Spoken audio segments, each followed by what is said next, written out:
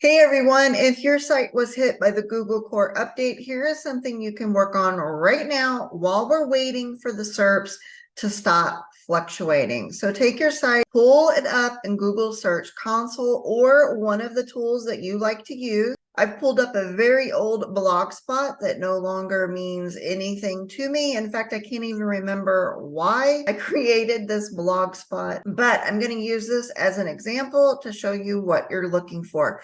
So pull up your site and you're going to pull up the last 12 months and then you're going to scroll down here.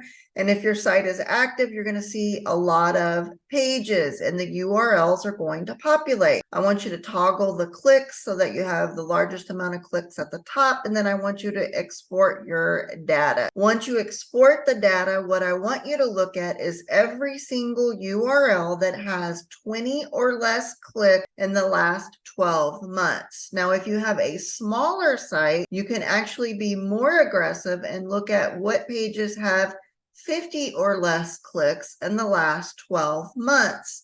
And what you're looking at is underperforming content by lack of traffic. So I'm pulling up content that is underperforming and not getting a lot of organic traffic. And then we're going to export the list and go through it URL by URL to decide why that piece of content is underperforming. And then you're going to come up with a content plan. Now, I'm having lots of computer issues today, so I couldn't make beautiful slides. So I just wrote some notes on my beautiful notepad to share with you. So for the content audit, look at underperforming pieces by clicks. They're just not getting organic traffic. Now you're going to filter out the URLs that should not be getting organic traffic, like your blog page, your contact us page, your about us page. All of those pages would be underperforming, but you're not necessarily ranking them organically. So filter out any of the URLs that do not need to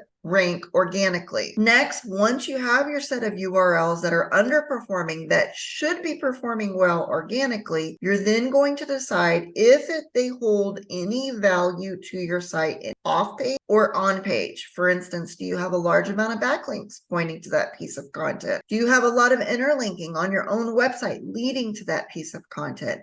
Is it topically relevant to your site?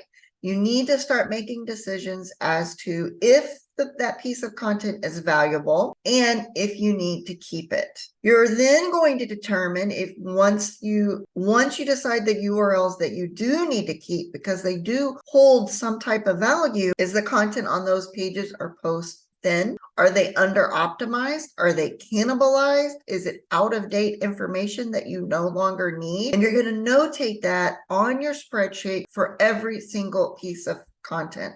And then you're going to come up with a content plan. So the URLs that hold value in some way that you just cannot part with that content, you're going to figure out how you're going to rewrite it and where the deficiencies are. Is it no longer optimized because you wrote it 5 years ago and the SERPs have changed for the last 5 years? Is it just thin content that you never fully finished writing and you need to go ahead and finish the writing piece on it or add content so that it holds more value and can rank organically? The biggest takeaway from this video and my horrible note taking here is that with the Google Core update, the majority of your site should be content that performs well.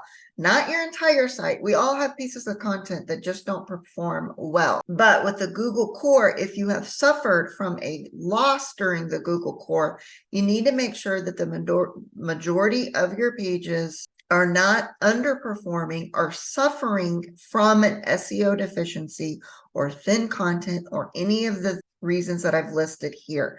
If you have a large site, odds are there's content on your site that you can part with that's probably not topically relevant, really doesn't have backlinks pointing to it, isn't part of your interlinking silos or interlinking scheme of your site. And you may not even know why you have that piece of content on your site, or it's just so outdated that nobody's searching for those terms anymore. Either way, if you were affected in the core update, you need a content audit and you need to know the pieces that are underperforming, where the deficiencies with those pieces of content are so that you can come up with a content plan.